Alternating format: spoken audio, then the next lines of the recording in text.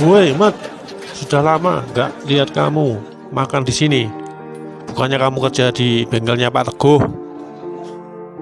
Iya nih, kebetulan hari ini aku lagi nggak masuk kerja. Lah, emang kenapa? Nggak kerja apa nggak kerja? Sebenarnya begini.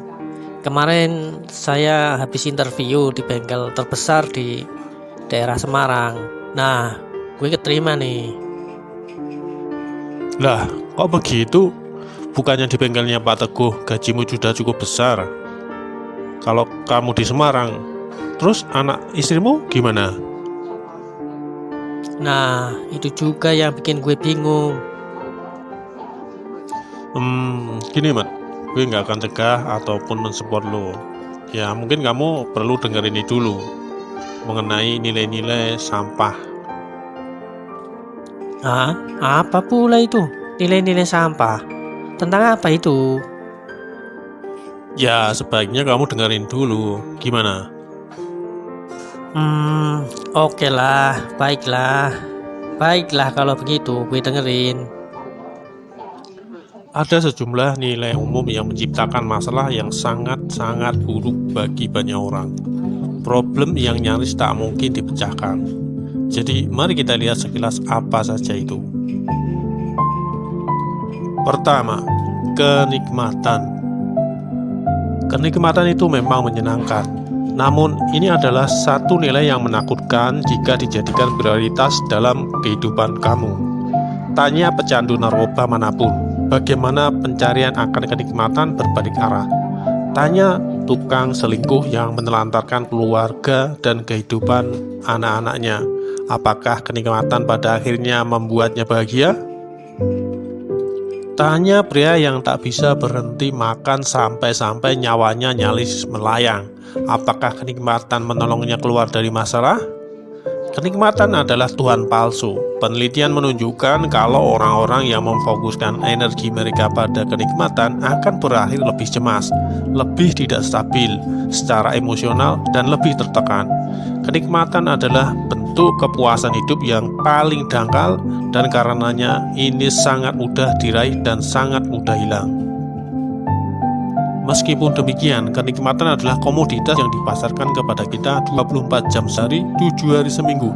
Ini yang membuat kita terpaku, ini yang membuat kita seperti mati rasa dan mengalihkan perhatian kita. Namun, kenikmatan meskipun penting dalam kehidupan, dan memang penting, secara esensial tidaklah mencukupi. Berbicara mengenai kebahagiaan, kenikmatan bukanlah sebab melainkan akibat. Jika kamu melakukan hal yang lain dengan benar, kenikmatan akan secara alami muncul sebagai hasilnya. Yang kedua, kesuksesan material. Banyak orang mengukur martabat mereka berdasarkan pada seberapa besar penghasilan mereka, atau mobil jenis apa yang mereka kendarai, atau apakah rumput di halaman mereka lebih hijau dan indah daripada milik tetangga sebelah. Penelitian menunjukkan bahwa begitu seseorang mampu memenuhi kebutuhan dasar mereka, sandang, pangan, dan papan, dan seterusnya, korelasi antara kebahagiaan dan kesuksesan duniawi mendekati nol. Analoginya seperti ini. Jadi, jika kamu sedang kelaparan dan hidup di jalanan India, pendapatan 10.000 US dollar setahun akan memberikan pengaruh yang sangat besar untukmu. Namun, jika kamu adalah bagian dari kelas menengah di sebuah negara berkembang, uang sebesar 10.000 dolar setahun tidak akan berpengaruh banyak. Dalam artian, itu sama saja kerja mati-matian, pulang malam ditambah lembur di akhir pekan tanpa ada faedah sama sekali.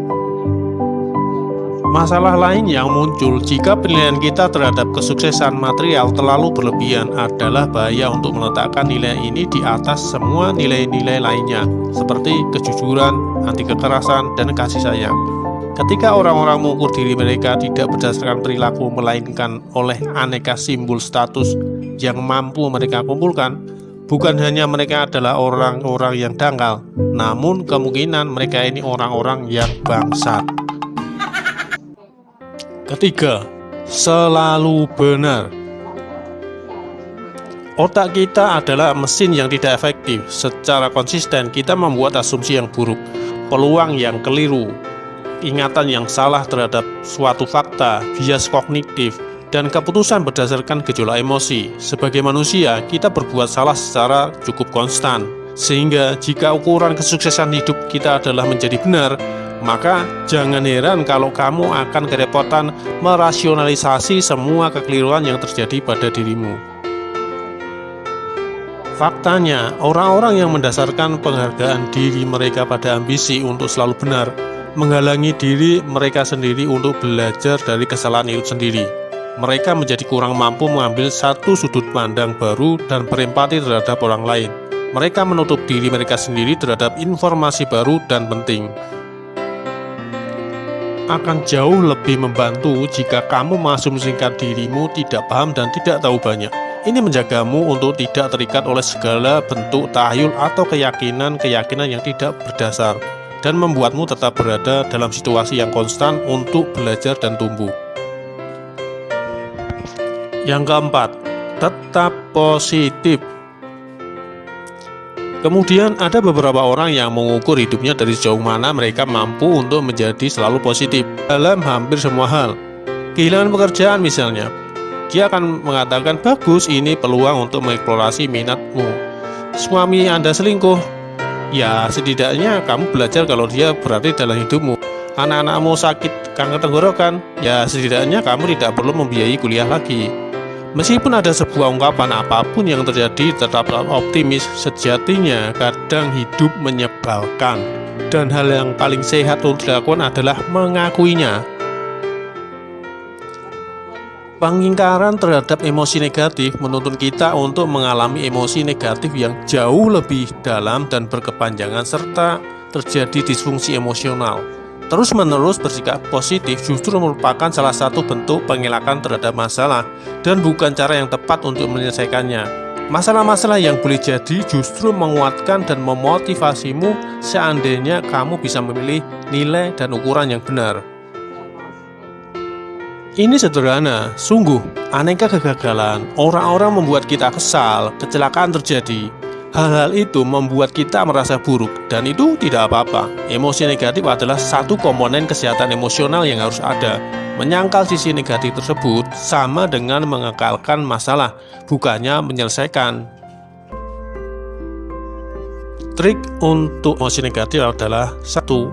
Mengekspresikan dalam suatu cara yang dapat diterima dan sehat secara sosial, dan 2. Mengungkapkannya dalam suatu cara yang selaras dengan nilai-nilaimu. Contoh sederhananya seperti ini. Nilai yang saya pegang adalah anti kekerasan. Karena itu ketika saya marah terhadap seorang, saya mengungkapkan kemarahan tersebut. Namun di saat yang sama, saya menegaskan untuk tidak melakukan pemukulan terhadap seseorang. Ya, mungkin sebuah ide yang radikal. Sebenarnya bukan kemarahan yang jadi masalahnya. Kemarahan itu timbul secara alami. Kemarahan adalah bagian dari kehidupan. Kemarahan bisa dikatakan cukup menyehatkan di banyak situasi. Ingat, emosi hanya suatu umpan balik. Pahamkan maksudnya? Memukul seseorang tepat di wajahnya lah yang jadi masalah, bukan kemarahan itu sendiri. Kemarahan hanyalah pembawa pesan dari pukulan yang melayang ke wajahmu. Jangan salahkan pembawa pesannya, salahkan pukulannya. Jadi begini, saat kita memaksakan diri kita untuk tetap positif sepanjang waktu, kita akan mengingkari adanya masalah itu. Dan ketika kita menyangkal masalah kita menihilkan kesempatan yang kita miliki untuk menyelesaikan masalah dan menjadi bahagia. Permasalahan membuat hidup kita lebih bermakna dan penting. Karena itu, menghindari masalah justru menuntun kita kepada suatu kondisi yang hampa, bahkan meskipun di satu sisi menyenangkan.